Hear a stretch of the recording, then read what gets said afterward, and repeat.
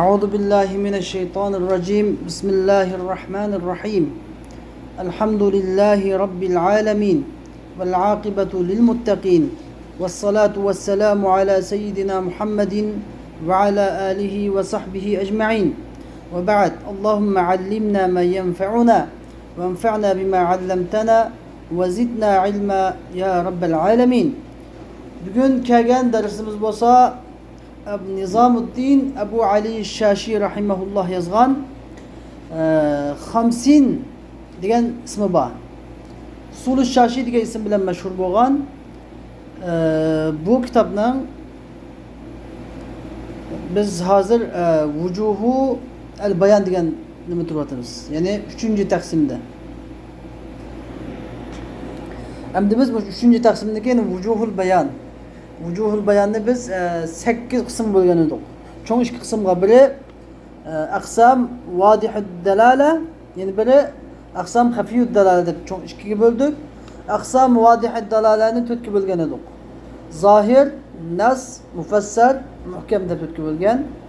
Undan keyin aqsam xafiyud dalalaga kelib to'xtagan edik. Endi bugungi o'qimoqchi bo'lgan darsimiz bo'lsa aqsam xafiyud dalala, ya'ni bular bo'lsa xafi, mushkil, mujmal, mutashabih. Endi buni musannif desa mutaqabilat deb isim qo'ygan. Mutaqabilat degan gap ikki tarafdan qarama-qarshi turgan so'zlar, qarama-qarshi. Ma'ni jihatdan qarama-qarshi, istiloh jihatdan qarama-qarshi turadigan. Biz udul-mudul qarama-qarshi turgan so'zlar. Degandiki endi bu yerda tabiiyki zohirga xafi udul-mudul turadi, qarama-qarshi. İkinci qilib nasga mushkil qarama-qarshi turadi. Uchinchi qilib mufassarga mujmal qarama-qarshi turadi. To'rtinchi qilib muhkamga mutashabih qarama-qarshi turadi. Andagandan keyin bir narsa xafi bo'lmadimi? Xafi bo'lmasa bu zohir bo'lgan gap. Xafi emas desak nima bo'ldi? Zohir degan bo'ldi. Bir narsani mushkil emas desak nas degan bo'ldi. Bir narsani mujmalligi o'ng'ishaltsa mufassarga aylanadi. Lekin mujmalda biraz tafsilot bor. Agar mujmal degan qanday narsa deganda uni masalan zohir degan xafidan boshlaydi. Xafi degan bunda bir maxfiylik bor, lekin bu maxfiylik lug'atning o'zida, shu so'zning o'zida yo'q. So'zning o'zi oshkora. So'zning o'zi oshkora. Ammo buning maxfiyliklarni qilgan, tashqiridan kelib qolgan. Masalan, sariq degan so'z. Sariq degan so'z o'zi o'g'ri. Ma'nisi yani bir narsadan mahruz bo'lgan, qo'g'dilib turadigan, boshqalarning mulki hisoblanadigan narsani ya'ni maxfiy o'g'ilgan, maxfiy ilib olish deb atadi. O'g'rilik degan gap boshqalarning narsani ko'z uxlab qolgan vaqtida, ko'z ko'mgan vaqtida maxfiy ilib olish deb ataladi. Va sariq deb ataladi, sariqa deb. Ya'ni ma'nisi. Endi bu oshkora. Alloh taolo Qur'on-i Karimda o'g'ir sariq va sariqatu faqta aydiyahuma degan bo'lsa, o'g'ir ayolning qo'lini kesadi degan bo'lsa, ma'u ma'ni jihatda mas'ul yo'q. Ya'ni bu xafi emas deganligini bo'ldi, bu zohir. Ma'nisi zohir. Lekin xafa nerede? Maxfiylik nerede desa, maxfiylik yine bizda bu sariqdan boshqa bu sariqa ma'nisida sheriklashadigan bir so'z bor. Bu sariq degan so'zdan boshqa, lekin ma'nisida sheriklashadigan mushtarak. Mesela tarrar, mesela nebbaş. Bu ikisi tarrar degan bu sarık. O'g'irlik ma'nosi var bunda. Nebbaş degan bu sarık. Bunun da o'g'irlik ma'nosi var. Lekin bu ikisinin o'g'irlik ma'nosi birinin de ziyade. Yujadu fihi ma'na sariqa ve ziyade. İkincisi nebbaşta o'g'irlik ma'nosi var. Yujadu fihi ma'na sariqa ve naqisan. Nimişqa desa? Mesela tarar diye yançıkçı diyen gel. Bunda pazarda adamın yanında turup yoncuklu matlardan yoncuklu kesip bunu vatga oğru. Bunda oğru, bu mu oğru? Kipen oğursu deyimiz abi, kipen oğurlaydıgan. Bu mu oğru? Lekin bu ikisindeki farkı nima desa? Birinci oğru, tarar diyen oğruya qanday oğru desanglar? Bu da adamda uyg'oq tursa, mustayqiz. Uyg'oq turgan vaqtida tap atmasın, hicil olmasın uğurlaydı. Demek başkalarının nersini ele veriş diyen gap nima qo'shildi? Jari, yani başkalar o vaqt uzuma qo'rqmasdan oldi. Yani bunda günahını aşkar kılışka petindi degan bir ziyade ma'ni qo'shildi. Ha, endi ne başta uçu deganda, ne başta kipen o'g'risi degan bu mahruz bo'lmagan molni. Ya'ni a kipen ülagini biz yo'gab qo'ygan bilan ulagniki narsa emas hamda. Ulagi kipen yo'gab qo'ygandan keyin bu kipen ulagi lozim bo'lmaydi asli. Shunday deb yo'gaymiz. Ulikni hurmat qilib ikromul mayt yuzidan. Lekin oxiratga olib bormaydi kipenisini. Oxiratga amalni olib boradi. Uni kendi falanning pustanning yıkanğa bir saklab turulgan bir, xarab turulgan bir adam yok buna. Bu demek ha, ikkisini seliştirsak, manında ma'ni o'g'irlik ma'nisi bergan, lekin sal kamken, bir az tuvalab qatgan. Anında o'g'ir tavrarda o'g'irlik ma'nisi bergan bir az yuqur ekan. Degandan keyin endi qanday bo'ldi endi desa, hukm chiqdi endi. Hukm kelganda agar aşı xafiyning hukmini berganda, agar ashuningdiki tashqiridan kelgan bu omil maxfiylikniki ma'nisi sal ziyoda bo'lib qolsa, shu bizniki misol bo'lgan sariqning hukmini bilamiz. Agar ma'nisi biraz kam bo'lib qolsa, bu hukmni bermaymiz. Sariqning hukmi nima edi? Qo'lini kesish edi. Unda o'g'anda terrorning qo'lini kesimiz. Lekin nabbashning qo'lini kesmaymiz. Shuni bilan mana shuni deb ataldi, shu xafiy deb ataldi. Xafiylik masalada xafiyning o'zida masala yo'q, labsi zohir, lekin ma'lum qo'shnilarda. Gap buniki atrofidagi so'zlar bo'ldi. Endi buni biz ta'ammul qilish bilan bilalaymiz. Nima talab qilish, ma'nida talab qilish bilan. Ya bunda talab qilsak bo'ladi. Endi mushkilga keldik. Mushkil xafiydan bir daraja yuqori. Buni ma'nisi shunda bir talab qilishdan belgi bo'lmaydi. Talab qilish bilan birga mushkilni buni ustiga nima chiqish kerak? Buni ustiga ta'ammul qo'shilish kerak. Demak, buni mujtahid shart. Xafiyga mujtahid shart emas. Nimaga? Mushkilga cho'qim nima bo'lish kerak? Mujtahid bo'lish kerak. Mujtahid bo'lmasa bo'lmaydi. Endi mushkilning ichiga mushkil degan gap asli boshqasiga o'xshab olgan degan gap. Bizda bir so'z bor, bu so'zning ma'nosi unga o'xshab qoladi, bunga o'xshab qoladi. Lekin buni sal ma'nosini izlanib vaqtda talab qilib, undan mujtahid bir yerda nima qilish kerak? Ta'ammul qilib ijtihod qilish kerak. Ijtihod qilgandan keyin unda ma'noga yetib chiqaradi. Xafiy bilan mushkilning farqi, mana ijtihod lozim. Mushkilda ijtihod lozim. Xafiyda bas izlansaklar bo'ladi, talab qilsak bo'ladi. Endi mujmalga o'tdik. Mujmal desakcho, mujmal mushkildan bir daraja buni xafa, maxfiyligi bir daraja yuqori. Taxmin maxfiy, ya'ni va akhfa min mushkil mujmal. Mujmalning farqi, mujmalni faqatla va faqatla mujmildan kelgan bayon bilan ma'nosini tushunamiz. Mujmalni cho'qim mujmildan kelgan bir bayon bo'lsa, undan keyin biz buni ma'nosini tushunamiz. Ammo mujmildan bayon kelgan bo'lsa, buni o'rganib ketadi, mutashabih qilib ketadi. Xuddi biz ilgari so'zlagandek, mufassar Payg'ambar alayhisalom dunyodan ketgandan keyin nima o'rganib ketadi? Muhkam o'rganib ketadi dedik. Muhkam ikki xil bo'ladi. Biri muhkamul li aynihi, ya'ni biri muhkamul li g'ayrihi degan. Muhkamul li aynihi degan oyat sifatlar masalan, innalloha alimun hakim degandek. Bu avvaldan tortib amaldan qoldirilish ehtimolliqmi yo'q bo'lgan oyatlar. Ya'ni tansib masalan taxsis ehtimoli yo'q, ta'vil ehtimoli yo'q va nasx ehtimoli yo'q narsa muhkam degan edik. Lekin mufassirni-chu nasx ehtimoli bor, taxsis, ta'vilning ehtimoli yo'q, lekin nasxning ehtimoli bor degan edik mufassirni. Ammo mufassir endi masalan hukmlar Payg'ambar alayhisalom dunyodan ketgandan keyin hammasini o'rganib ketadi. Muhkam o'rganib ketadi, chunki nasx ehtimoli yo'qolib ketdi. Lekin buni nima bo'ladi? Muhkamun li g'ayrihi deb o'tiladi. Deganidek, endi xuddi shuningdek, ammo mujmalmi? Agar bu mujmaldan bunaqa bayon, shariatning bayon kelmasa, bayon kelmagandan keyin nima bo'lib ketadi? Mutashabihga aylanib ketadi. Unda o'g'anda mujmal bilan mushkilning farqi nima ekan? Xafiyda faqatlam talab bo'lsa yetadi ekan. Mushkilda talab va ta'ammul bo'lish kerak ekan. Endi mujmalda-chu talab bilan ta'ammulning foydasi yo'q bunda. Bunning nima foydasi kerak?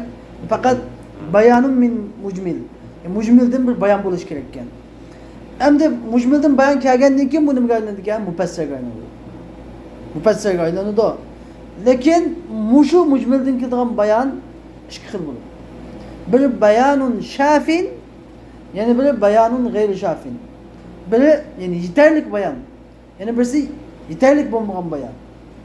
Mesela Allah Teala Kur'an-ı Kerim'de akimus salah dedi. Namaz kılına dedi. Bu ne oldu mucmel. Namaz kılına degan gapni o'zi mucmel.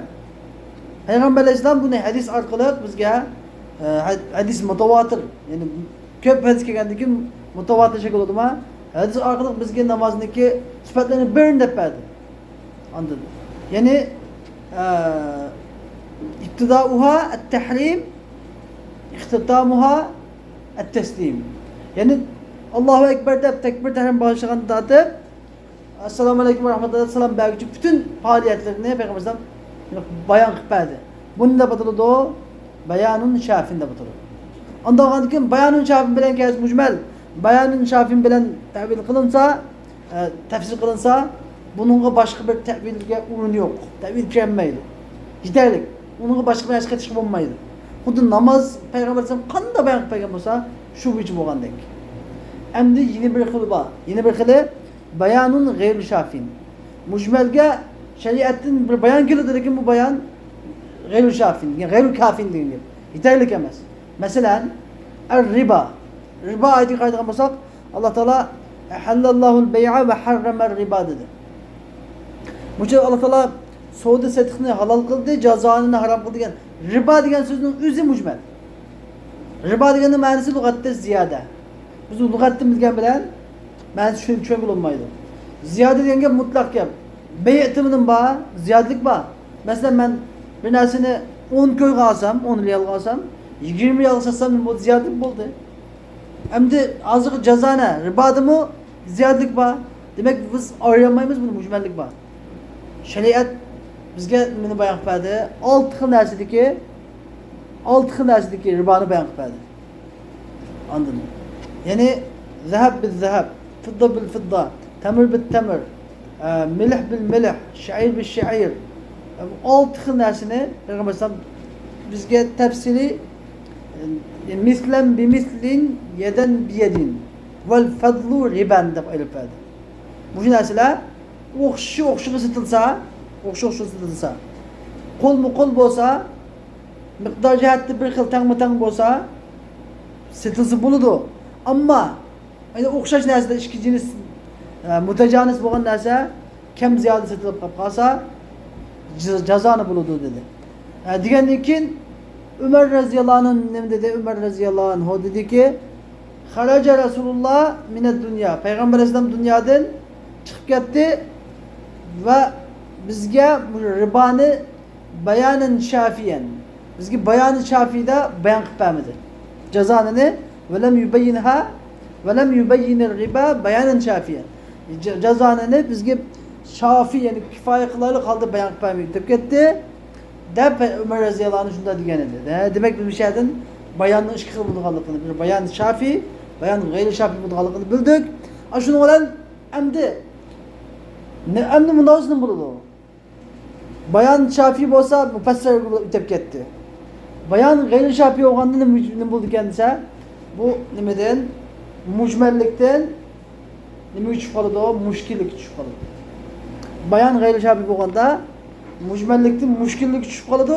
Undan keyin mujtahidga nima ochiladi? Yo'l ochiladi. Shuning bilan mujtahidlar jazonining illati haqida ijtihod qildi.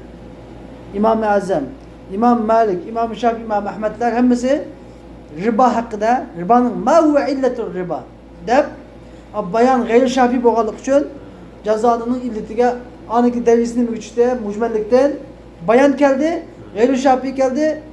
Mujmallikdan mushkil uchdimi? Mushkil uchgandan keyin mujtahidniki yo'li ochildi. Mujtahid buni ijtihod qila oladi. Payg'ambar alayhisolamniki kelgan bayonni qaraydi, bayondagi illatga qarab her dört mezhebin imamları hemmisi illetini çıkardı. Bunun için en avvalki İmam-ı Azam Ebu Hanife rahimahullah nemde çıkardı cezanın illetine illetul riba ve nemde de el kadru ma'al cins. Yani cinisdaşlık ve vezindaşlık. Uygurca terim kanda. Bir nerse cezanı buluş için ne buluş gerek? İki nerse var. İki nerse buluş gerek. Biri bu narsa ikiniz bir cinsden buluş gerek, cinsdaşlık. Mesela buğday. Ondan keyin bu narsa yana bizga vazndosh bo'lish kerak. Ya ikkinchisi keyl, kamchilab sotiladigan. Keylni bilasizmi? Ikkinchisi mavmi keylab sotiladigan, mavmi keylab sotiladigan. Keyl degan gap masalan, mana mav keyl, mana mav qachi keyl. Mana bir qacha, mana bir qacha. Bir qachadan bir qachadan bir tag'alab sotiladigan, ya mana xapallab, kartonlab sotiladigan bo'lish kerak bunday. Yoki kilolab sotiladigan vazn. Vazn bo'lish kerak. Vazn degan nima? Vazn degan kilo. Mesela hozirgi tilimizda vaznni kilogram desak bo'ladi. Keylni litr. Tushundingmi? Mancha litr, ancha litr mana mesela maqsudi. Maqsudiki so, ma litr qamina. Mana ma litr. Buni tatbiqlamay buni. Men qarabdan mancha litr ekan mana deb ma'ni deb desak bo'lgan hozir keyl desak bo'ladi. Ya kilogramlab sotiladigan, ya litrlab sotiladigan. Bunda ikkinchisi kilogramlab sotiladigan ekan. Ya ikkinchisi litrlab sotiladigan ekan, mobil illat. Ikkinchisi bir jinsdan bo'lgan. Deb degandan keyin ham jazoning ikkinchisi bu illat deb chiqqandan keyin ham jazoning doirasi kengayib ketdi.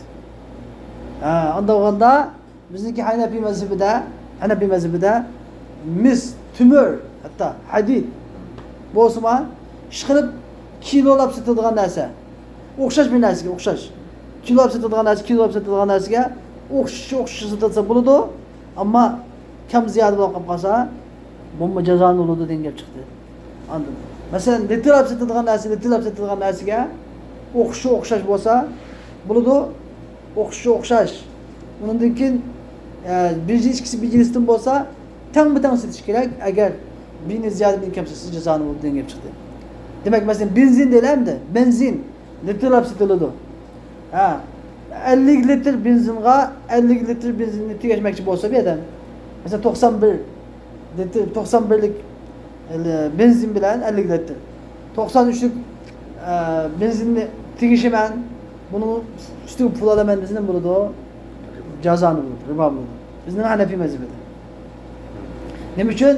Al-illatu ma'al qadr bo'lganligi uchun. Ammo İmam Şafii mazhabida jazoning riboning doirasi biroz tor. U nima deydi o?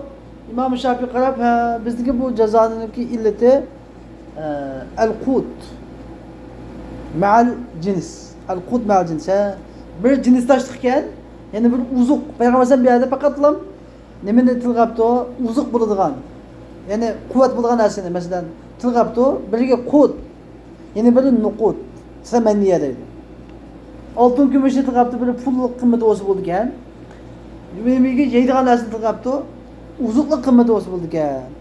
Uzuq bo'lsa bo'ldi ekan deb, shuning bilan bular uch mazhab asosan shunga keladi ekan. Lekin Hanafi mazhabi bakkan. Bu da çıl. Çünkü riba degan ig'ir gunoh kabira. Bu minal kabair.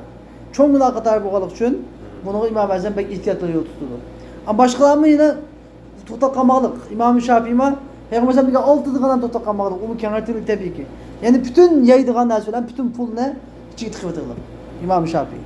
Endi İmam Malik, İmam Ahmed ibn Hanbal o'xshamasdan ikkisi az farq bilan ba'zisi deydi 1 yil tura oladigan narsa bo'lishi kerak. Demak, uzuqlik 1 yil tura oladigan narsa bo'lishi kerak. Agar 1 yil tura olmaydigan narsa qolib qolsa, bo'lmaydi. Deb masalan, tomatim, sho'xla, batates degandek bunda 1 yil saqlab bo'lmaydigan buzib qolgan narsalar bunda yo'q deganlarmi bor. Lekin bizning mazhabimiz bo'yicha hammada bor.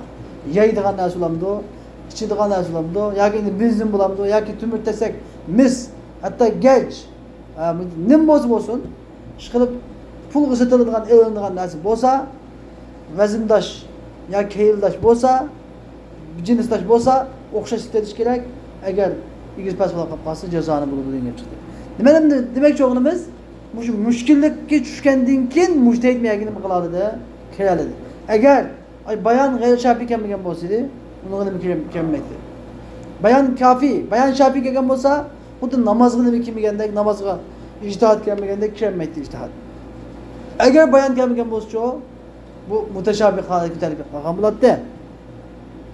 En oxirgi deydigan masala qaysi deganda mutashabih.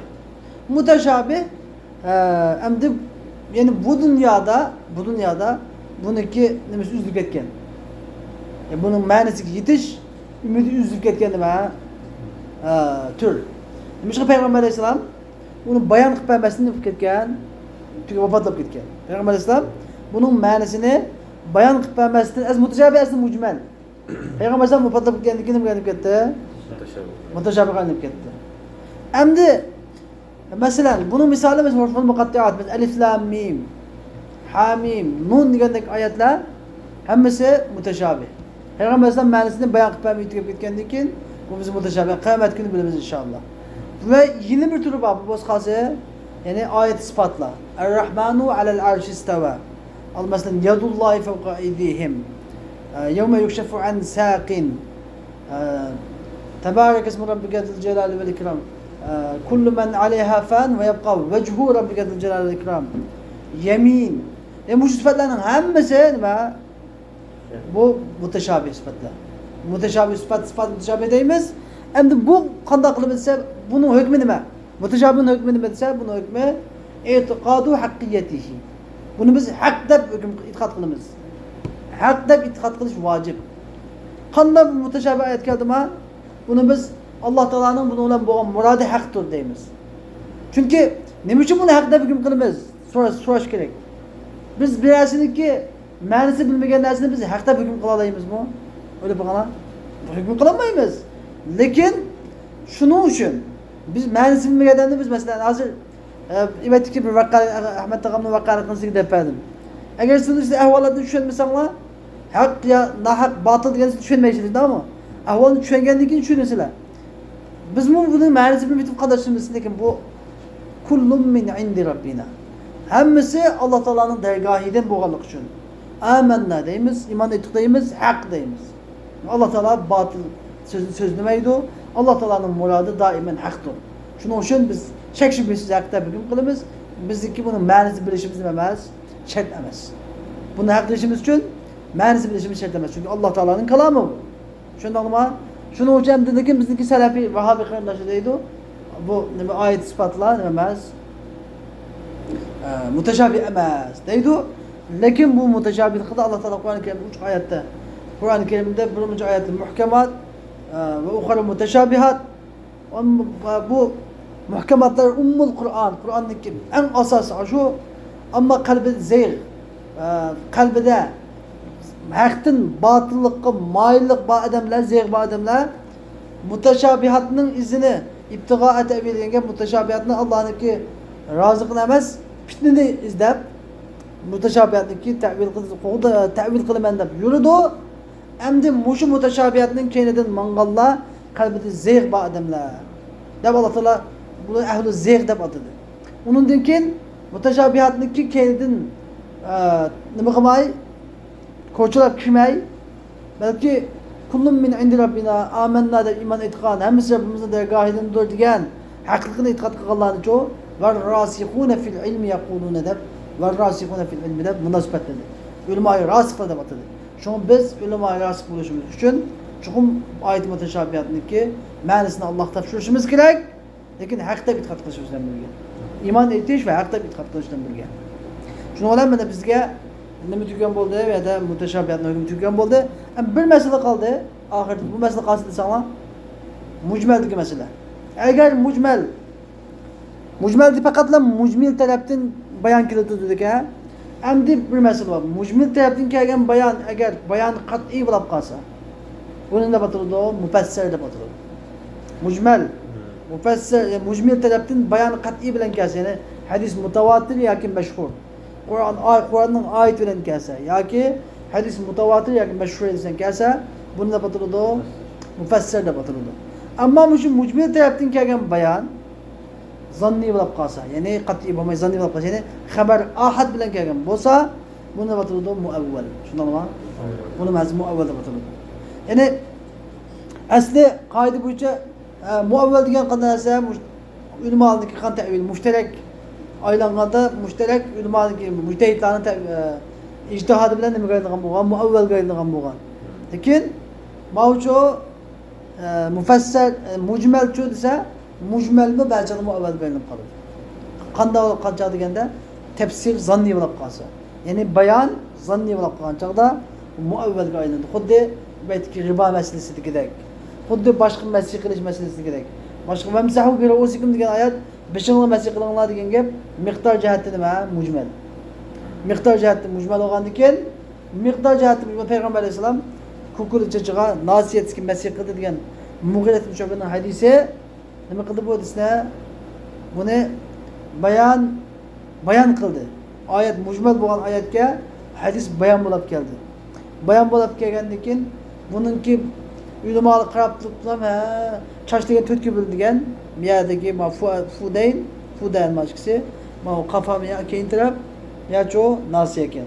Ya nasiya ya ikkisi fudan ikki taraf ya qafa. Ondaganda qancha bilan chash to'tga. Anda boshdagi to'tdan bir payg'ambar nasiyaga masih qilibdi. Boshning to'tdan biriga masih qilishim ekan. Farzga. Deb 5-nji masih qilgandagi mujmallikni hadis bilan kukulichish degan gap boshning to'tdan biri ekan deb ulamolar nima deydi mujmallikdan nimaga mushkullikka tushib hadis bilan mushkullikdan nimaga ta'vil bilan muavvallikka tushdi. Shuning bilan buni al-mafruz deb keladi. Shuning al-mafrudu fi masr ra's boshning masjida farz qilingan miqdor degan al-mafruz degan nima? Farz ijtihadi, amaliy, zanniy deydi shuni. Farz ijtihadi, amaliy, zanniy. Ammo boshqa mutlaq masih qilish-chi farz qat'iy. Shuning uchun buni ulamolar nima qila oladi? Ijtihod qila oladi. Agar unda bu muammo ijtihod qilinmaydi. Bu masalada bir inchki masalalar shuni olsam bo'ladi. Bu yangi darsimizning asosiy mazmuni mushu. Xo'sh, musannif nima deydi? ثم لهذه الأربعة أربعة أخرى تقابلها. Ondan keyin bu to'rtining yana qolsa, bu to'rti degan zohir, nas, mufassar, muhkam. Bu to'rtining arba'atun ukhra tuqabiluha degan bu to'rtiga qarama-qarshi keladigan, udul-mudul turadigan yeni to'rti bor. Bu to'rti bo'lsa fadiddu zahiri al-khafi. Zahirning qarama-qarshisi ziddi xafidir. Ve ziddun nassi el-mushkil. Nasning qarama-qarshisi mushkil. Ve ziddul mufassari el-mujmal. Mufassarning qarama-qarshisi mujmal. Ve ziddul muhkami el-mutashabih. Yani muhkamning qarama-qarshisi mutashabihdir. Xo'sh, deb kelib fal xafiyyu. Xafi degan ham demaydi. Xafiyning istilohiy ma'nosini demoqchimiz. Istilohiy ma'nosi, ta'rifini. Asli xafi deganning lug'at ma'nosi nima? Maxfi. Shu degan. Endi istilohiy ma'nosi yani ma khafiyal muradu bihi bi'aridin la min haythu as-sigha. Xafi deganimiz bununki bu xafi bilan ki murad muddao bi'aridin degani yani bi'aridin xarici degan. Yani tashqi bir amil, arid degan amil. Tashqi bir amil sabablik maxfi bo'lib qolgan. Yani bu shu xafi degan gap ma'niga qarata asosiy so'z bu. Bizniki bu mabahisimiz mabahisul alfaz. Lekin bu yerda alfazdan birga ma'ni ko'zda tutiladi. Tushundingmi? Ma'ni ko'zda tutiladi. Xafi degan qanday so'z desa, bu xafi yani bu xafi bilan bo'lgan murad tashqi bir amil sababli maxfi bo'lib qolgan. La min haythu as-sigha deb qo'ygandan keyin la min haythu as-sigha. Yani so'zning o'zida kalima demakchi. So'zning o'zida emas, so'z jihatida emas. Amma mushu so'zning ma'nosi, bu so'zning ma'nosi biroz kengri. So'zning ma'nosi biroz kengri. Ma so'zga maxfiylik yo'q, ma'nosi oshkora, zohir. Lekin ma'niki kengri bo'lgan ma'nosidagi, doir kengri bo'lgan ma'nosidagi ba'zi ma'nosi ziyoda, ba'zi ma'nosi naqs kam. Unda keyin ziyoda bo'lsa hukmni oladi, naqs bo'lsa hukmni olmaydi. Misaluhu an bu xafining misali خبينا مثال في قوله تعالى الله تعالى قوله مثلا والسارق والسارقة فاقطعوا أيديهما o'g'ri ayolning ikkisining qo'lini kesinglar deydi Alloh taolo.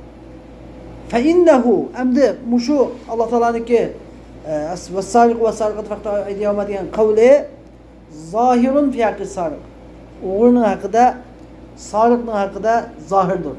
Xafi bo'lmasni bo'lgan zohirdir. Doğandaki mutakabız olgandan xafi olmasa boshqa narsa bo'lmaydi, zohir bo'ladi.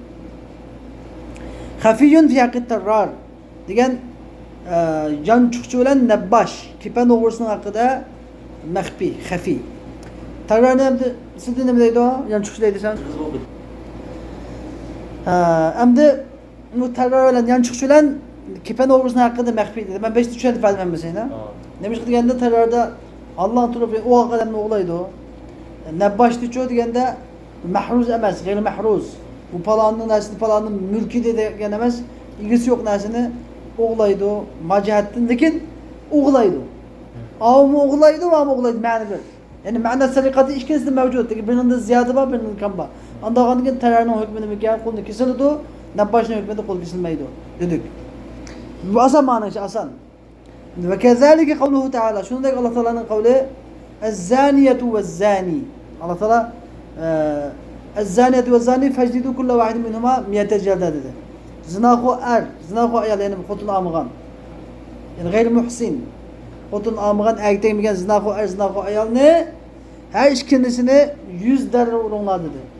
100 derre. Şimdi de hem de bu şunu 100 derre urunlar dedi Allah Teala. Muşu zahirun fi hakkı zani emdi. Zina kılıcı diyen de hakkı değil. Zina kılıcı diyen kandadan buludu. Er ayal. Nikahsız, münasip cima kılgan olsa ne oldu? Muşu ne atıldı? Zina da atıldı. Zina kılıcının hakkı da zahir. Uç aşkar bunu bulduk. Lakin hafiyun fi hakkı luti. Emdi beccivaz. Luti diyen becc bizde Uygurca'da beccivaz deyimiz. Koңçı mı dep koydu? Lakin bu Luti diyen gap aslında Lut aleyhisselam'ın kavminin içine kıldı Allah. Bu bizime ve men ya'malu kavme ameli Lut. Lut aleyhisselam'daki yani er kişiler bilen er kişiler ne kıldı Allah münasebet kılgan oğulunu Luti deyimiz.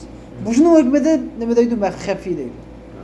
Nemiş ha bu kanda alıp kaldı degende zinadaki mesela er kişi ayaksız zina kılgan olsa hutun amıgan ulanın bu yüzler oğlumuz bir yıl pahalayımız eğer küplük etken olsa teglib am. Eğer bu işler zina küplük etken olsa bir yurtta hakim siyaset yüzünden ne kıldı o? Bir yıl pahalayışlık katıdı bilmem. Belli katıdı. Hem de bu mesela ayalın nispeten manisi uçuk. Mal demek nispeten Luti'ye nispeten manisi yepik. Demiş ki yepik. Hafi hafa nada. Mesela bu kanlık gidiş gerek. Bu Lut aleyhisselamın kavminin işi diyen bu zemin titrep ketken. Allah Teala bu yani dum kömtür vatkan işte olsa cinayet yapılırsa. Kanda ola bir adı mekfil olup kaldı bunun dese mani cihette.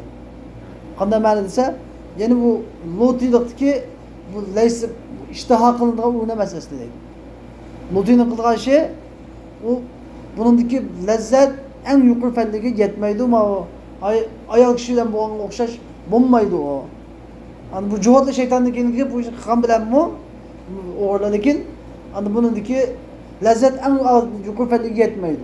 O yukarı fendeki yetmeyecek için mani naks bulup kaladı o. Anladın? Onun hüküm bunu yetmeydi. Tabii ki bu mesele muhtelefun fiha. Bu meselede ihtilaf var mesela. Hatta bizim mezhebin içinde ihtilaf var. Çünkü bunu biz misal tayaksız fikrimiz. Ma o kitaptaki bir kemçiliktir bazen misalla ölçemli koyulmagan. Şunun için bunu biz bu ne deyimiz buna busuğa. Avvalki başlangıç, avvalki basqıç. Bunun bir derece yukarısı Nurul Envar.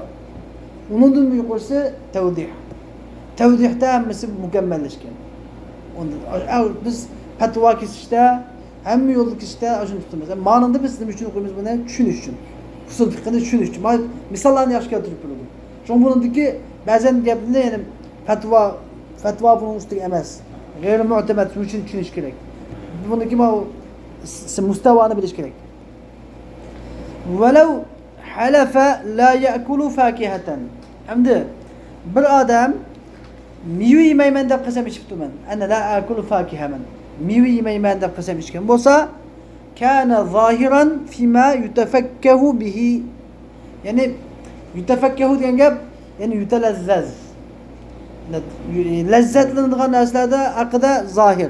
Yani meyve çiveler mesela şaptol, yürük, koğun, tavuz gendek adam yapında bir lezzetlendiğin nesne akıda deydiğin nesne akıda deme aşkara. Lakin hafiyen fi hakkil inabi ve rumman. Üzüm bilen ananın hakkında. Belki temirini kıt koş gerek aslında. Temirini hem kıt koş gerek. Nakildir. Üzüm anar hormonun hakkında mehfi. Nemiş ki mehfi ama dese bunundaki meyve çivideki mani degen inep rummanda bu yücet.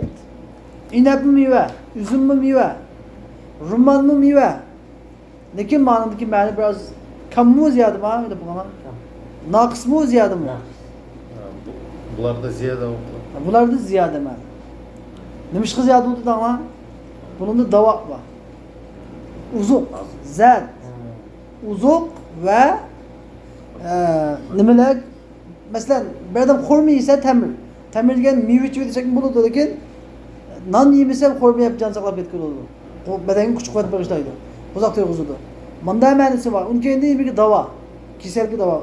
Rumman qon bo'ladi mesela. Anar adam qon bo'ladi. Uzummi davo bo'ladi. Demak ma'noda bir ma'no ziyod ekan degan gap. Ziyod ma'no ziyod bo'lgan bo'lsa, endi qanday qilamiz?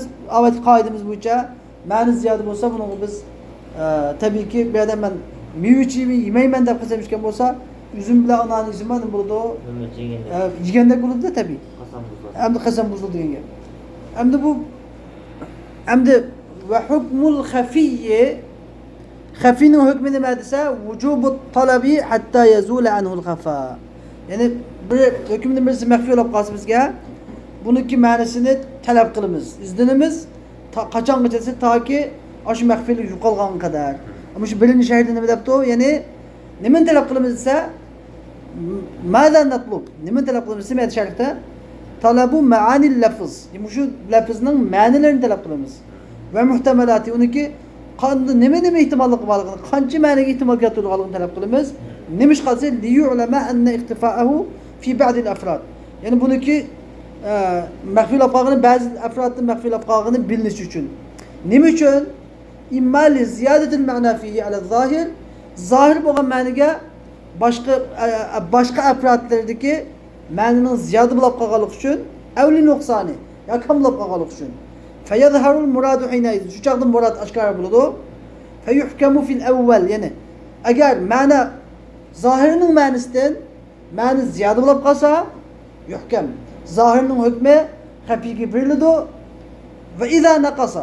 Agar zahirining ma'nisidan aniki yandash ma'nisi kam bo'lib qolsa, hukmi berilmaydi. Bu qoida bo'yicha. Demak, bu yerda üzüm bilan anani yeb qolib qolsa, bu yerda men qasimi hanis bo'laverdi degan gap. Buni hukmini bilaveramiz chunki ma'ni ziyoda. Ve emmel mushkil, endi mushkilcho, mushkil degan gap asli hem şekil buluvağıcı degan gap. Bir narsaning suratiga kirib olgan. Bir narsaga o'xshab olgan. Masalan, xameleon deb bir hayvon bor, xameleon. Nimani yangi kelsa, yeşil narsaning yangi kelsa yeşil bo'lib oldigan, oq narsaning yangi kelsa oq bo'lgan, yani yangidan o'zgartib turadigan. Xuddi shuningdek, anda o'ziniki boshqa narsaniki shakliga kelib olgan narsa. Bu so'z bor, bu so'z bor. Bu so'zning ma'nosini qarab o'ylamaymiz. Başka bir mümkünki ma'noga o'xshab qoladi. O'xshab qolgan narsa. Fa huwa mazdada khafa'an 'ala al-khafi. Mushkil degan nima desa? Mushkil degan xafiydan buni maxfiyligi ziyoda bo'lgan. Buni maxfiyligi xafiydan ziyoda bo'lgan narsa. Ka'annahu ba'da ma khafiya 'ala as-sami. Go'yoki xuddi bu mushkil tingshigan gapni anglab tingshab turgandan keyin maxfiylab bo'lgandan keyin buni haqiqati maxfiylab bo'lgandan keyin dakhala fi ashkalihi va amsalihi degan shu mushkulga o'xshaydigan narsalarga ichi qitiq kelib olgan. Ashkalihi degan gap o'zining ham shakllariga ichi kelib olgan, amsalihi shu mushkulga o'xshaydigan narsalarni ichi kelib olgandan keyin ondan narsa bo'lsa bu yerda uni o'xshagan bo'lsa, bu yer qochib kelgandan misol o'nidan ichi kelib olsa, biz topolmaganday shu onda qanday qilish kerak o'chaqda? O'chaq talab yetmaydi, ta'ammul qilish kerak o'chaqda. Har bir odamning bidin sanab chiqish kerak. Onu tarif qilib, sanab ismini so'rab, tekshirgandan keyin topalaymiz, qochib kelgan odamlar. Xuddi mana nimada mushkulni shunday qilish kerak. Hatta la yunalul muradu illa bit talab. Yani bu şu derecedeki bir haysu degan gap tanimaz meniki. Bu şu derecede maxfiy olib boshqalarning shakliga kirib oladiki, bu mushkul degan. Murad, yani bu mushkuldan bo'lgan murad, muddaa, maqsad fakat illa bit talab, summa bit taammul. Avval talab bilan, ondan keyin taammul qilish bilan hatta yatamayyaza an amsalihi. Shuni o'xshaydigan masalalardan ayrilish uchun taammul qilish bilan nima qiladi? Murad maqsadga yetkazib bo'ladi. Yani bu nima bilan mushkil va xafiy bilan mushkilniki farqi nima ekan bunda? Yani xafiyda talab qilishligini yetadigan. Chunki bunda qillati xafa. Buni maxfiylik oz bo'lganligi uchun degan mushkuldichu taammul qilish shart. Demişki bununda bir derece xafiylik yuqori, bir derece yuqori bo'lganligi uchun deydi. Ve naziruhu fil ahkam. Endi bu mushkuldagi ahkam degimiz misali. Ahkam ne dese nima degan qanday ahkam desang yani fi ahkamin nas degan. Fi ahkami kalamin nas. Tushunolma? Xaloqlarning eg'izidan chiqib shariatning hukmi bag'indigan ishlar. Ben şer'iyat deb qo'ydim. Şer'iyat desa, ya'ni nas shariatning naslari, oyat, hadisning naslariga hukm degan bo'ladi. Anda bu yerda muomalat yoki ahkam deb qo'ysa mutlaq kelsa, bu joyda kishilarning og'zidan normal chiqadigan, lekin shu chiqqan gap orqali shariatning hukmi bog'lanadigan masalalar. Bu oyat emas, nas emas, lekin og'zimizdan chiqqan gap bir mas'uliyat keltirdi bizga. Shu masalani deb ataladi, ahkam deb qo'ydi. Bu yerda shun va naziru fil ahkam. Bununki ahkamlardaki misali İza halefe la ye'tedimu. Bir adam idam yemaydigan qasam ichgan bo'lsa, idam degani bilasizmi o? İdam yemaydigan qasam ichsa, idam degan gapi nonni qurish deymiz, ya'ni masalan nonga qo'shib yeyiladigan qo'shimcha suyuqsilan tamoqlar, masalan asal, murabba, achchiq suv, laza, sirka, pishloq, jubon degandek narsalar, sariq may degandek narsalar. Undan qaymoq masalan, undan boshqa yana chiqib qancha non bilan birga qo'shib yeyiladigan, o'zi yolg'iz yeyilmaydigan normalda, odatda. Buni tamoqlarimiz idam qatori keladi. Bir odam idam yemayman deb qilsa ishgan bo'lsa, fa innahu zohirun fil khalli va dibs. Bu idam yemayman degan bu qasmi bu odamning xil degan sirka. Sirka deganda biz azıcık etimiz açık su deb qo'yamiz endi. Xo'sh, endi fil khalli va dibs. Açık su bilan dibs degan ya'ni bu xurma shinasi. Xurma shinasi, shina deymiz. Buni asirul ratib, asirul tamir desak bo'ladi. Xurmadan chiqadigan shina. Endi demak bizlarda üzüm shinasi buni qator kirdi. Üzümdan chiqadi bizda shina. Mayda shina deydigan narsalar hammasi demak xurma shinasi buni chiqganda, ochib chiqgan qaraganda demak shu choy, masalan, non qo'shib qo'yadigan choy, o'sha narsalar hammasi chiqib ketadigan gapimiz. Bu tamoq bilan birga yeydigan narsalar. Mushular haqida zohir. Ya'ni bir odam men idam yemayman deb qilishgan bo'lsa, dungla, sayt tamoq, shu non qo'shib itgan narsa bir necha qazimonisi bo'ladi degan gap. Endi fa innama huwa mushkilun fil lahmi wal biydi vel beydi vel cubni. Bu lahm go'sh vel beyd degan tuxum vel jubun degan pishloq. Biz pishloq deb qo'yamiz endi. Go'sh, tuxum, pishloq haqida mushkil. Nimishqa mushkil bo'ladi desa? Chunki bir odam go'shtni non bilan qo'shib yeydi, yolg'iz yeydi. Tuxumni non bilan aralashtirib yeydi, yolg'iz yeydi. Xuddi pishloqni asosan biz miyada yolg'iz yemaymiz endi. Lekin boshqa yerlarda shu musannifniki zamonasida ehtimol jubunni yolg'iz yeydigan o'xshaydi. Shu pishloqni bu qator ko'rsatdi. Mush haqida mushkildir dedi. Hatta yutlabu fi ma'na al-i'tidam.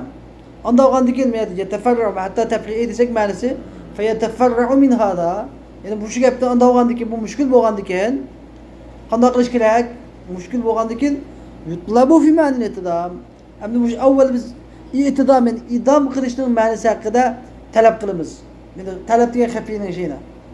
Xafiy degan qanday qilganmiz? Shuni ma'nilarini talab qilamiz, ma'nilarini. Bu qanday ma'nosi bor? Ma'ni nuqsonmi, ziyodami degan gap. İdamning ma'nosi haqida izlanish olib beriladi. Uni kenidan bu narsa idammi, idam emasmi degan bular idam ekan va idamdan taqdim ekan, ziyod ekan. İdam ham idamdan ziyod bo'lgan bir taraf xos ekan, idam emas tarafi bor ekan. Ya'ni bunda u mustaqil yigili bo'ladi ekan buni.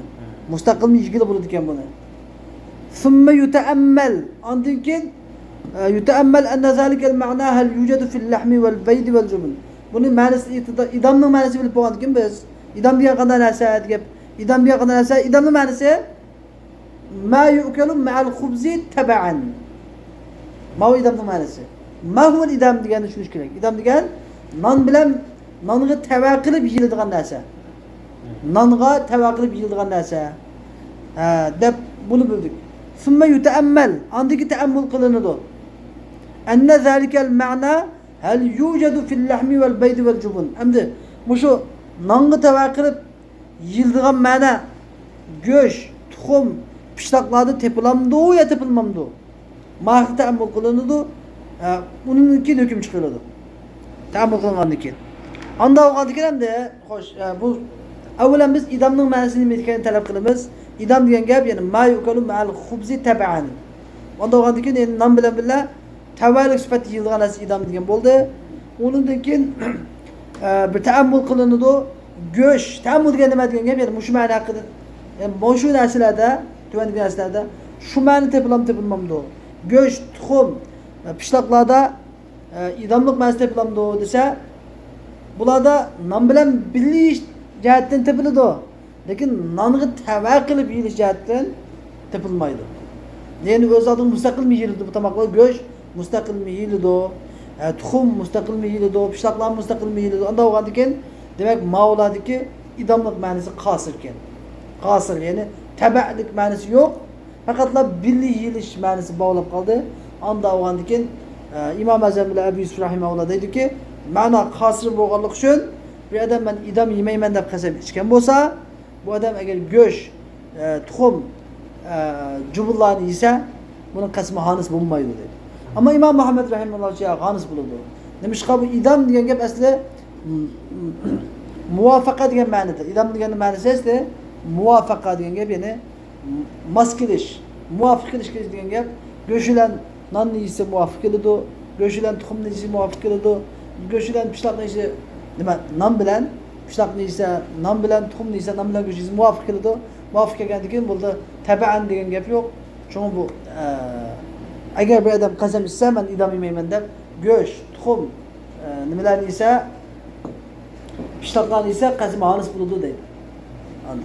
Demak, yani shuni ma'nosini deb atadi shu mushkil. Mushkil degan majmua. Mushkilda ma'nosini talab qilib bo'lgandan keyin, undan keyin yine takıp mağdur bu ma'nosi bormi yo'qmi deb bir ta'ammul qilinadi. Ta'ammul qilingandan keyin uni keyin hukm chiqariladi deydi. Summa fawqal mushkili al mujmal. Andan keyin mushkilning ustida nima bor? Mujmal bor. Mushkilning ustida mujmal bor. Endi va huwa mujmal degan nima desa, mujmalni ta'rif qilib davom etadi. Mujmalniki istilohiy ma'nosini. Mujmal deganimiz mahtamala wujuhan فصار بحال لا يوقف على المراد به إلا ببيان من قبل المتكلم.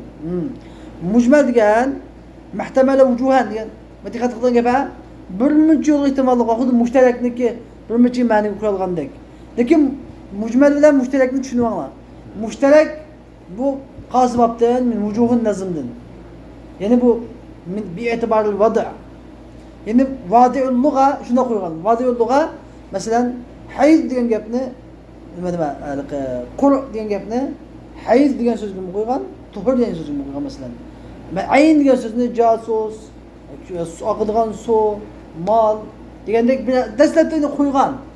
Buniki vaza sababi o'tgan bir dars tapadim.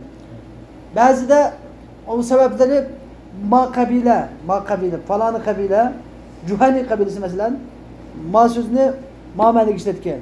Undan yeni bir kabile, mesela Ghamidi kabilesi, şu sözün özünü başka ma'noga ishlatgan. Shu sababdan ishtirok hosilab qoladi mesela. Ba'zilar unutib qilib, avval bir so'zning ma'nosini boshqa ishlatib, keyin unutib qilib uni yeni bir ma'noga ishlatgan, bunda shu bilan ishtirok hosilab qoladi deb biroz cho'nqilab o'tgan edi o'tgangi darslarda. Uni boshqa sabablar ham bor, vallohu alam. Endi mujmal bilan mushtarakning farqi, mushtarak avval qo'yilib qo'ygan. Yani demek ma'nosi ma'lum degan. Mushtarakning ma'nosi nima? Ma'nan ma'lum. Yani demek ayn degan so'zni bo'lmuncha ma'nosi bor. Bu so'zni sanaylik, ma'nolarini sanayolamiz. Mancha ma'nosi bor deb uchuq. Lekin badal bilan iroda qilinadi. Ya u ma'ni iroda qilinadi immahu va immahu. Ya ma'u ya ma'u. Ammo men mujmalda cho ma'nosini bilmaymiz. Ehtimoli bor. bir mani ihtimallık var lekin biz qaysi ma'nosini ben bilmaymiz. Onun keynidan buni çoxum aşı mucmil deb bermoqchi biz bilmaymiz. Hech qanday bizga nima yo'q buningda bir dalolat qilgan alomat yo'q. Ve huve muhtemele vucuhen yani bu bir müç yollarını ihtimal getirdi fesare bi halin şundak bir haletke bulap kaldı ki la yuqafu alel murad bihi bu mucmel bilen boğan muradqa haberdar boğulup olmaydı. La yuqaf denge ben la yuttala. Bunu bir vakıf bulamayız. Haberdar bulamayız illa bi beyanin min kıvel mutekellim. Fakat la mutekellim tarafından boğan bayan bilen vakıf bulamayız. Bunu talep bilen teammülden kılınmaydı o. Menziyet kılınmaydı. Ve naziruhu emden davgan diken mutekellimden boğan bayan eğer kat'i olsa ne batırdı o? Mufessel. Mutekellimden boğan bayan eğer zanni bulap kalsa o? Muavvel. Muşil bir olsa bu. Ve naziruhu emden bu mucmeldeki şer'iyyat ki misale şer'iyyat yenge kalsa abide pedimizde yani nas Kur'an hadistin boğan hükümler bu misali kavluhu Teala Allah Teala'nın kavli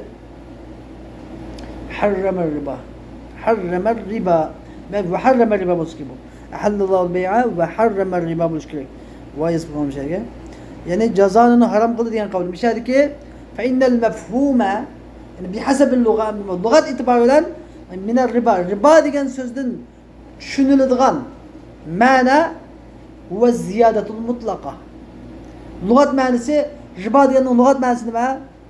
Ziyadet mutlak ziyade. Yani demek ki soğudaki cezanedeki hem menasındaki mutlak ziyade yani onun ayrılmaydı, onun bunun da kaydetmeydi. Ve hiye gayru murade. Hem de bu mutlak ziyadelik bir yerde irade kılınmak emez. Bunu irade kılmayımız. Nemiş ki ayrı bunu irade kılsak bey mu billahi markette do. Bey soğudaki üzüm haram markette do. Belil muradu yani bir yerdeki bu riba diye Allah Teala'nın kavlindeki riba diyen sözdeki murad ez-ziyadetul haliyetu yani istilahi mani bir yerde istilahi mani irade kılınır. Yani ez-ziyadetul haliyetu anil ivadi fi bey'il mukaddaratil mutecaniseti yani mukaddarat yani bir mekilat mevzunat mukaddarat yani mekilat mevzunat yani tartılıdığan kemçilep tartılıdığan kilolap tartılıdığan hemcinis boğan neslerini ivezdin hali ivezdin bedeldin hali halda satıştaki boğan bir ziyadelik ben abaydım şu anda paydım size tefsiri ziyadelik muşu irade kılınıdı yani mutecanis buğday mukaddarat yenge bir tağa yani 50 kilo boğan iken Demin hali ivezdin hali ziyade ivezdin hali boğan bedelin hali boğan ziyadelik degeni ma o bizdeki cezanındaki ribal cahiliyeni çünkü spiratilmeydi. Ribal cahiliye yanında mesela bir adam 100 koy pul böyle o azıcık bankalarındaki cezanısı bankalarının 100 koy böyle kararlık böyle mesela bir yıllık kaç pul aldı o banka 200 koy ya 150 koy alıdı. Hayız verip kayıtıp bakan güzellik alıdı. Mesela muşunum da batırdı o ribal cahiliye. Bir yerdeki haliye enil ivaz diye muşina. İvazdın hali. Ben bir adam 100 koy versem 100 koy bir puan dikin bir dikin ben 150 koy alsam bu mesele nerede böyle puanla? Öyle bir adam o doğru bu.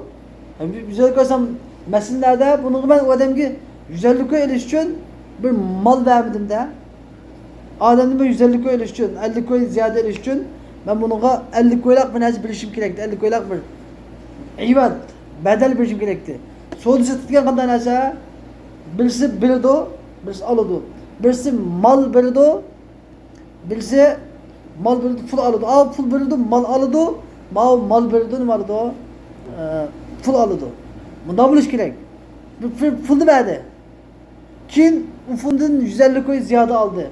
Lekin onun 50 koyla evet vermedi mal verme geldik için bunu bu beyden ayrılıp gitti okşumaydı. Bey bilen cezanı ayrılıp gitti hatırlama o. Ve hali en demez ki mani çöldür atıdı. Demek bu işler bilen bizge iki xil narsani.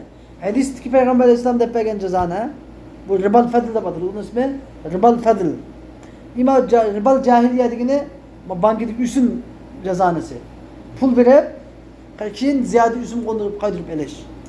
Mavu ribal fadl degini çoğu ribal fadl degini yani mesela 1 kilo buğdayga 1 kilo buğdayını tegeşmey 1 kilo buğdayga 2 kilo buğdayını almashtırış. Mesela 1 kilo xormaga yaxshi xormaga 2 kilo nachar xormani nima qilish? Jiyitga radini almashtirish. Bu shunda nima deb ataladi? Jazona deb ataladi. Shariat ma'ni demakchi deb atalmaydi. Va lafzu endi riba degan lafz la dalalata lahu ala haza. Biz degan mujburmiz gapga az-ziyadatul ghaliyatu anil iwadi fi bay'il muqaddaratil mutajanisati degan muj so'zga riba degan gapdan nima chiqmaydi o? Unda hech qanday dalolat yo'q. Yaqindanmi yo'q, yiroqdanmi yo'q. Qalinimi yo'q uning, qalinimi yo'q. Nereden keldi bu? Fala yunalul muradu bit ta'ammul. Bunun bo'lgan murad maqsadga ta'ammul qilish bilan yetkili bo'lmaydi. Anda olgan kim bu yerdan cho'qim shu Payg'ambar alayhisolamdan bir hadis kelgandan keyin az-zahabu biz-zahab degan hadis kelgandan keyin oltin narsaniki haqidagi endi deb uni keyin biz shu ma'niga shu hadis orqali yetib chiqdik. ثم فوق المجمل في الخفاء المتشابه. Anlakin ama cezanın mesela ben tefsir de puanı demedim ya o vakti uzak etti hazır. ثم فوق المجمل في الخفاء المتشابه. Şimdi mehfilikte mucmelnin mutefiste muteşabih var. Ve akhfa min hada. El muteşabih akhfa minel mucmel. Mehfilikte ne de mucmeldin mu yukarı derece turduğun bir nesbab olsun muteşabihtir. Misalul muteşabihi el huruful mukattaat fi evvailis suvar. Yani muteşabihinin misali surelerin başlarındaki huruful mutakattiatlar. Yani üzük harfler. Elif, lam, mim, ha, mim, nun, elif, lam, ra, kaf, ha, ya, ayn, sad degandek üzük okulduğun harfler bu şu muteşabihinin misalıdır. Bunların meallerini de bitirdiğimiz vallahu alem de bitirdiğimiz. Nun de gelse vallahu a'lemu Allahu a'lemu bil muradihi deb şerhimiz. Amenna hak deb hüküm kılımız. Endi mana şu 3-nji ayet qaranglar. 3-nji ayet deydi ki muteşabih degan nima desa? Muteşabih degan men qata'a raja'u ma'rifatil muradi minhu fid dunya. Bin nisbeti ila'l ummeti. Ummetke nispeten dünyada bunun ma'nisini bilish, bunun murad maqsadini bilish ümidi üzülgen narsa muteşabih deb ataladi.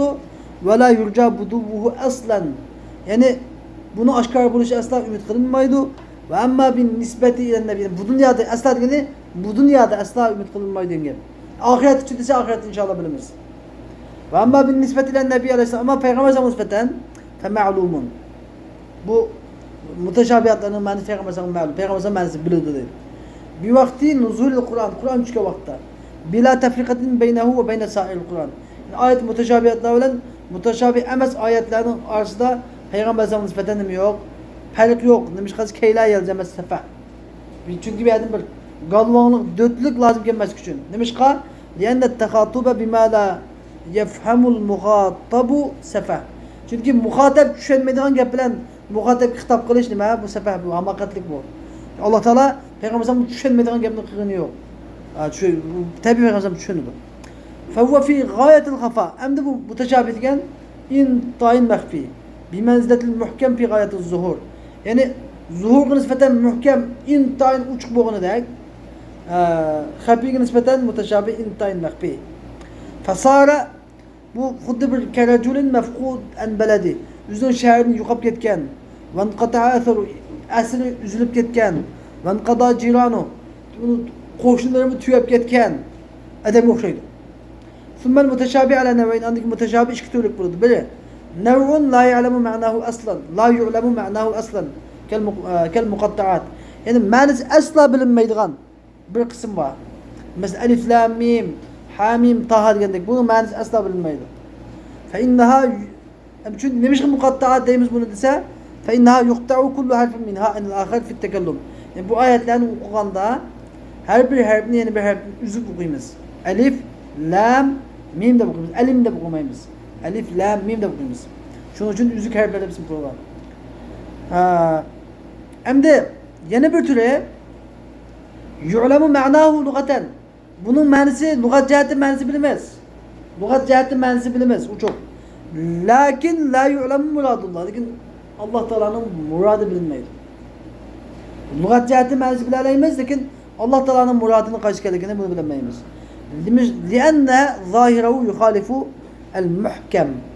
Çünkü bu muteşabihindeki ayetin zahirisi nimaga muhkemga muhalif keladi. Mesela misli kavlihi Teala Allah Teala'nın kavliga o'xshash mesela yadullahi ve vechullah Sure Bakardagi vechullah degan. Fasamma vechullah fa innama tuvallu fasamma vechullah degandek mesela. Er-Rahmanu alel arsh istava degandek mesela. Şu ayetlerning hammasiniki bu muteşabih. Buniki lafzi ma'lum. İstava degandiki mushtarak ayna. Ma'nilari bir qancha 14 ma'nosi istava degan so'z mesela. Vecih degan bizga nisbatan yüz degan ma'no mesela. Bunun ma'nosi ma'lum, lekin Alloh taolaning murodi ma'lum emas. Va endi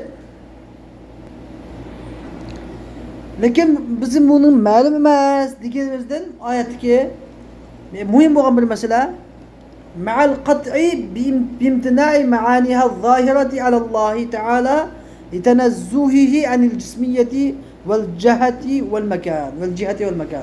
Yani biz ma'nisi bilmaymiz deganimizdan Allah Taala vejhullah deb kelsa Allah Taola'ning yüzü degan bo'lamdiki yo boshqa ma'nodamdiki deb qolmang deydi. Bu bilmaymiz deganimiz avvalan biz oyat muhkama bor bizda. Laysa kamithlihi shay va huwas samiul basir oyati muhkama bilan Allah Taola'ningki u sifatlarning insonning hech qanday sifatiga qat'iy o'xshamaydiganligidan nima? Qat'iy. Uni o'xshatmaydiganligini bilamiz. Bizim Allah bu ayet-i muteşabihanın ma'nosini bilmaymiz deganimiz Allah Taola'ning yüzü bizim yüzümizga o'xshamabdiki deb bilmaymiz deganlik emas. O'xshamaydiganligini bilamiz keskin. Laysa kamithlihi shay va huwas samiul basir. Muhkam, qat'iy, o'xshamaydi. Lekin qanday desa uni bilmaymiz. Uni Alloh biladi. Allohning murodini uni bilmaymiz. Lekin bandaga o'xshamaydiganligini bilamiz. Nimishqa Allah Taolo jism bo'lashdan, bir tarafda bo'lashdan, bir makonda bo'lashdan pok munazzah. Buni %100 bilamiz. Çünkü bizning tafvizimiz bilan Vahobning tafvizi o'xshamaydi. Ular bilmaymiz desa, ish qilib yuzi batli kimga o'xshaydi-ki, uni qo'ymaymiz deb bunda qo'yamiz. Biz anda shuni demaymiz. Biz Alloh taolo maxluqqa o'xshab qilishdan, jism bo'lashdan, bir tarafda bir makonda bo'lashdan pok munazzahdir. Amisi qandoq desa, uni qandoq deb kayfiga savol bermaydi Alloh taologa. Alloh taolo o'zi biladi. Ilmini Allohga topshiramiz. Shuni bilish kerak. Endi buniki haqiqat haqligi e'tiqod qilinishi kerak. Buniki kayfiyatini bilinmaydi. Haqligi e'tiqod qilinadi, kayfiyati buni bilinmaydi. Ba'da tanzih. Davomli ba'da tanzih degan gapni bilish kerak. Endi mishadni dedi musana vaqtida hukmul mujmal va mutashabih. Mujmal bilan mutashabihning hukmi e'tiqod haqqiyatin murad bihi atayati bayan. Bayan gap bo'lgan qadar buniki haq ekanligini e'tiqod qilishdir. Har biridan yani e'tiqod ma aradahu Alloh taolo fa huwa haq. Alloh taolo nimani yaratgan bo'lsa, haqdir deb e'tiqod qilish nima? Vojib gadanga. Mujmalning mush dunyoda. Mujmalniki asosan hukm mush dunyoda keladi. Qanday shariatga mujmal bir hukm kelgan bo'lsa, buni hukmi mush dunyodagi pulaqliq. Endi kami qapqasi deganda kamiga qapqanda buni mujmal emas ekan bu. Mutashabih. Endi mutashabih hukmi oxiratga kiradi inshaalloh. Oxiratda biz bu yerdeki bilinmeyen hamımız inşallah ahireti biliriz. İnşallah biiznillah. Demek bugünkü dersimizin asası mezmunundan buldu. 8 mutakabilat okuduk. 8 mutakabilat zahir, nas, mufasser, muhkemle hemmisi kat'i. Hemmisi kat'i. Hemmisi amel kılındı. Lakin zahirinin kat'ilik okşaş. Ama zahirde amelden kaldı değil mi? Haslanish, ta'vil qilinish, amalning nasx bo'lish, amalning qoldirilish ehtimoligi bor. Nas qat'iy amal qilish vojib, lekin buningda haslanish, ta'vil nasda bir ehtimollik kam. Nasda demak bizda zohir bilan nas farq nima deganda zohir degan zahir mu yahtamilu taksis ve ta'vil. Zahir mu taksis ile ta'vilini ihtimal keltirdi. nasmu taxsis xoslanish va ta'vil qilish ehtimoli bor. Ya'ni xoslanish degan gap agar om bo'lib qolsa xoslanish ehtimolligi bor, agar haqiqat bo'lib qolsa majaz bo'lib qolish ehtimolligi bor degan gap. Endi unda bo'lganda om zohir bilan nasning nima farqi bor desa, bu ikkisining farqi birinchidan zohir degan oshkor bo'lgan ma'no, yuzaki ma'no. Nas degan cho'q ma'si qil kalomi li ajli. Gap shuning uchunki alohida keltirilgan asosiy maqsad. Ma'ni jihatdan farqi bor. İkinciden ikisinin kuvvet cihati farkı kaçan zahirlen nas qarşı-qarşı kelib qolganda innama yazharu tafavut beynehuma indel muqabala. Bu ikisini o'tirishdagi farq qarşı-qarşı kelib qolganda zahirni biz qo'yamiz, nimga amal qilamiz, nasga amal qilamiz. Buni musannif 5 ta misollarni bayon qildi. Undan keyin mufassir bilan nima muhkam. Mufassir bilan muhkam. Mufassir degan ikkisidan zahir bilan nasl bir darajada yuqori bo'ldi. Nimada jihatdan yuqori desa mufassir Mufassir bilan muhkam. Mufassirda taxsisning ehtimoli yo'q. Ta'vilning ehtimoli yo'q. Lekin nasxning ehtimoli bor. Mufassir la yahtamilu at-takhsis va at-ta'wil va yahtamilu an-nasx.